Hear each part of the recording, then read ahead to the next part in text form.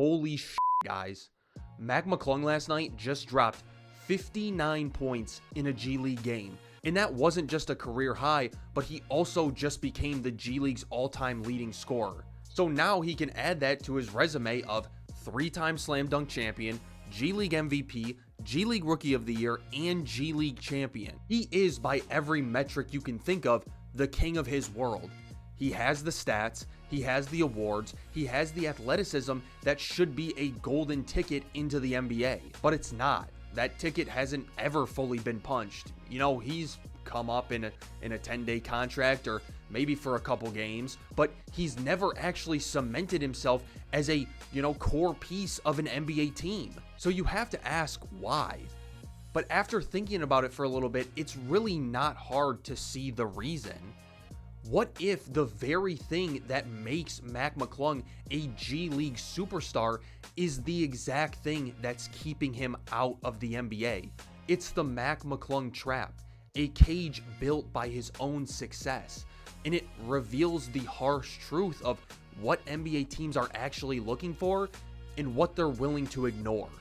But very quickly before we get into the rest of this video, if you guys enjoy this type of content, all things hoops, make sure to hit that like button on this video. I'd really appreciate it. And if you guys want to stick around, join my community, make sure to hit that subscribe button. I'm on the road to 1,000 subscribers, trying to get monetized here on YouTube. And so right now, your subscriptions mean so much to me. But with all that out of the way, let's talk hoops. Before we really get into the topic of this video, I just want to appreciate Mac McClung for a little bit because this dude is a baller.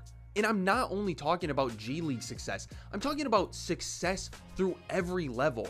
If you actually know hoops, if you actually know ball, you knew Mac McClung way before his time in the G League and in the NBA, way before the slam dunk contest wins. Mac McClung was going through high school in what I like to call the golden age of high school basketball. This was a time when, you would see Chino Hills, the Ball brothers plastered everywhere, Bol at Mater Dei, Kyrie Walker, if anybody remembers him.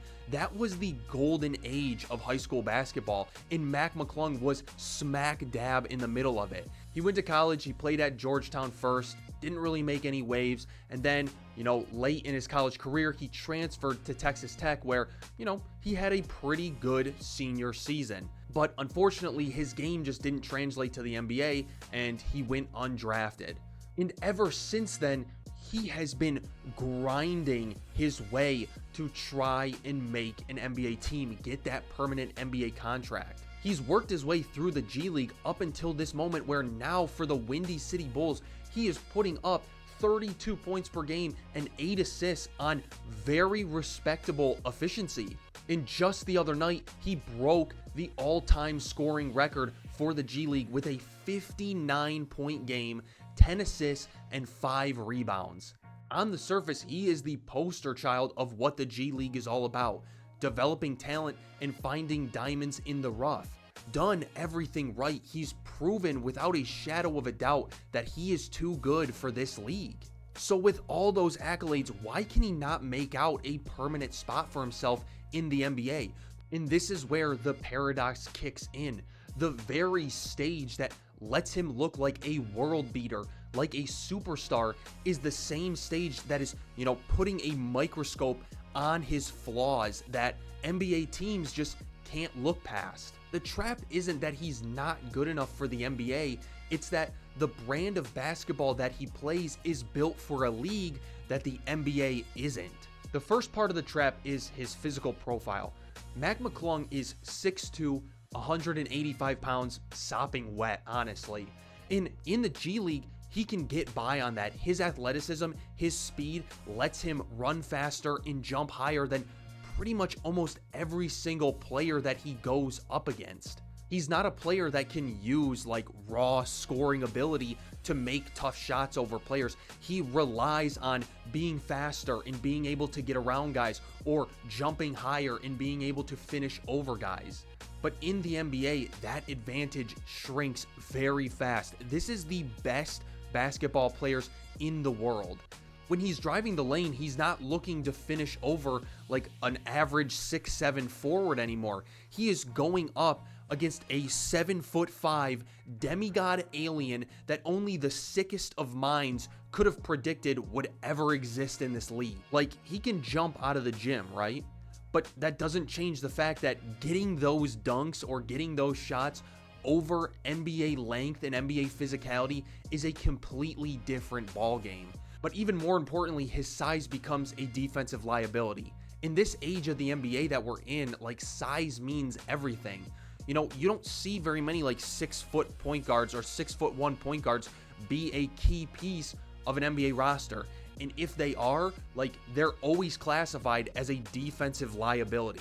Teams love the 6'5" or 6'6" big body point guard that can not only lock up their matchup, but switch 1 through 3. You have to be able to have that size and that physicality to be able to not only play good defense, but have the switchability in a very switch-heavy defense era of the NBA. And Mac McClung just doesn't have that. You know, if he were to get significant minutes night in and night out on an NBA team, you're probably going to see him get hunted possession after possession by the opponent. But I think the most important thing that is keeping Mac McClung out of the NBA right now is what I like to call the specialist problem. In the G League, Mac McClung is the system. He is the guy that has the ball in his hands most. He runs the entire offense. He is the entire offense. That's how he puts up the numbers that he does in the G League. In order to be a G League legend, you have to have that free usage in that green light every single game. But NBA teams, especially when they're filling out the end of their bench, you know, a place where a lot of the G League call-ups reside, they're not looking for that player. They have their stars already. They have their high usage guys. They have their Mac McClungs of the NBA already. What they're looking for is a guy who can come in and play lockdown defense for 15 minutes, or a guy who can run the offense with pass-first tendencies, or a three-point specialist that can come in, be a low-usage player, let the ball come to him, and shoot, 40+% from behind the line. I think Alex Caruso said it best, who was a G League success story, where he said that it's like you're going into a job interview thinking you're going to be the CFO and the company is looking for a guy to clean the bathrooms. Mac McClung is the CEO of the G League, but the role that he's in right now would not be a role that he would be successful in the NBA. McClung would not just be able to come into the NBA and drop 30 points a night on 50+% from the field. Like, the jump, the step up in talent level, in competitiveness is just too much. And so the NBA is not looking for a new CEO. They're looking for a janitor. It sounds crazy, but to average 32 points a game in the G League, he has to be a player that the NBA doesn't want in a role player.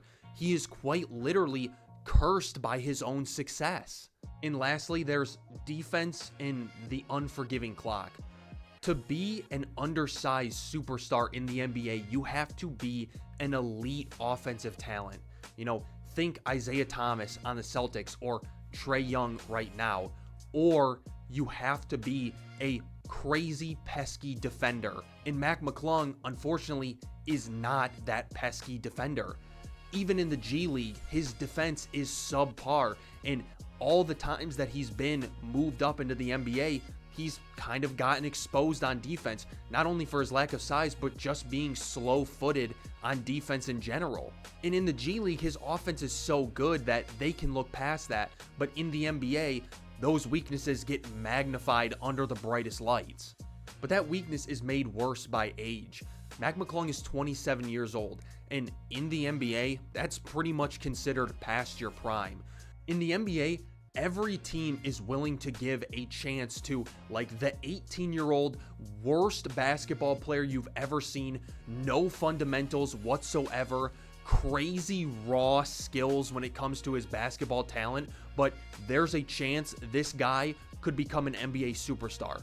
But they will never give a chance to a 27-year-old guy who they see as not getting any better, and they already know his weaknesses. His developmental window is closed. He's not seen as a prospect anymore. He's seen as a finished product. If that finished product does not fit a specific role in the NBA, then he's never going to be considered, and he will always be passed up for that younger guy with more potential. The viral fame of those dunk contests made him a star and a household name, even among the most casual fans, but it can't beat the cold math of the NBA. Mac McClung is an interesting story that highlights exactly how far the gap between the NBA G League is and the real thing, the NBA.